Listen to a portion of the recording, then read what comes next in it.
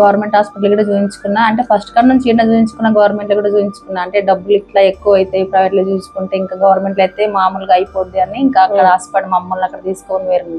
Okay. రక్తం లేదు అది లేదు అని ఇంకా గాంధీకి ఉస్మానికి వెళ్ళిపోండి, ఇంకా మీ కాయిదాలను తీసుకుని అని చెప్పి ఇంకా కాయిదాలు కూడా కింద పడేసింది.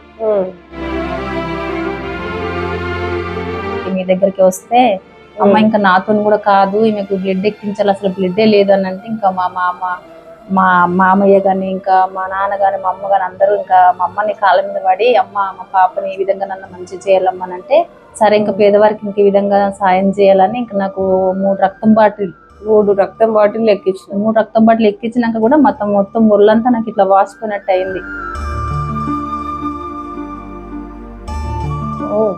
బ్లడ్డే లేదు నాకు, అసలు అవుతుందా కాదని ఇంకా మమ్మల్ని కూడా చాలా భయపడిపోయారు. అక్కడ ఉస్మానియా గాంధీ అంటే అక్కడ తెలియదు కదా మేడం, మమ్మల్కి చదువు లేదు, వాళ్ళకి తెలియదు. ఇంకెన్ని డబ్బులైనా ఇక్కడనే చేస్తామంటే అప్పుడు 16,000 మేడం. ఇంకా మా పాపకు బాగా చేస్తారు మేడం. ఏ వేలైతే మేము మర్చిపోలేము. ఈరోజు చాలా సంతోషంగా మిమ్మల్ని చూడడం వల్ల చాలా సంతోషంగా ఉంది మేడం. ఫస్ట్ మా పాపకి కూడా 18 సంవత్సరాలు. చాలా కాలం తర్వాత నన్ను చూస్తున్నారు మీరు. చాలా కాలం.